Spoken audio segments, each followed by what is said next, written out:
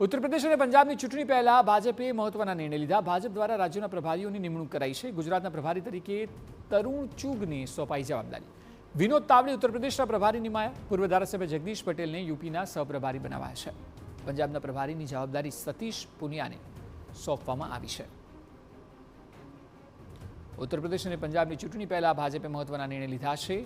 ગુજરાતના પ્રભારી તરીકે તરુણ ચુગને સોંપાઈ છે જવાબદારી। વિનોદ તાવડે ઉત્તર પ્રદેશના પ્રભારી નિમાયા છે। વધુ માહિતી આપી રહ્યા છે પોલિટિકલ એડિટર કિંજલ મિશ્રા। કિંજલ, જે પ્રકારે પ્રભારીઓની નિમણૂક કરાઈ છે અને ખાસ કરીને તરુણ ચુગ કે જેઓને ગુજરાતની જવાબદારી સોંપાઈ છે, આપ જણાવો કે ભાજપનું આવનારી ચૂંટણી, આવનારા વર્ષને લઈને જે ઇલેક્શન છે તેનું ગણિત આ નિમણૂક બાદ શું હોઈ શકે? जी बिल्कुल, देखो एक लांबा समय बाद गुजरात में भाजपा सत्तावार रीते प्रदेश प्रभारी निमणूक है ते मळी छे, नियुक्ति करवामां आवी छे। तरुण चुगनी जो बात करवामां आवे तो राष्ट्रीय नेतृत्व साथे संकळायेला छे।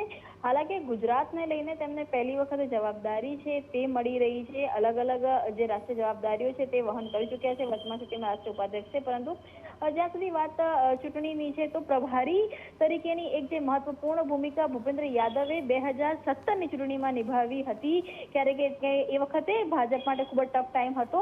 તરુણ ચુગ છેલ્લા ઘણા સમયથી ગુજરાતના પ્રવાસમાં આવી રહ્યા હતા। કેટલાક 2 થી 3 કાર્યક્રમમાં પણ તરુણ ચુગે ગુજરાતમાં હાજરી આપી હતી અને હવે તેમના પ્રભારી તરીકેની જ્યારે જાહેરાત કરવામાં આવી છે ત્યારે આગામી 3 વર્ષ માટે ગુજરાત ભાજપ રણનીતિ અને ખાસ કરીને જે વાત ભાજપ કરતું હોય છે કે યુવા, જેનઝી અને સિનિયર નેતૃત્વ સાથેના તાલમેલ સહિતનું જે આખા સમીકરણો છે તે ગોઠવવામાં આવશે। લગભગ આગામી સપ્તાહ દરમિયાન તરુણ ચુગ એ પ્રથમ ગુજરાતની સત્તાવાર મુલાકાત પણ લઈ શકે છે। તેની સાથે જ જગદીશ પટેલની જો વાત કરવામાં આવે કે જે પોતે વારાણસીમાં જવાબદારી નિભાવી રહ્યા હતા, કે જેમને રાષ્ટ્રીય ટીમમાં પણ સમાવેશ થયો છે। અમદાવાદના પૂર્વ ધારાસભ્ય છે, તેમને પણ ઉત્તર પ્રદેશમાં સહપ્રભારી તરીકે જવાબદારી છે તે આપવામાં આવી છે। એટલે કે વિધાનસભાની ચૂંટણીઓ પહેલા ભાજપે જે ટીમ છે, ટીમ નવીન છે તે તૈયાર કરી દીધી છે।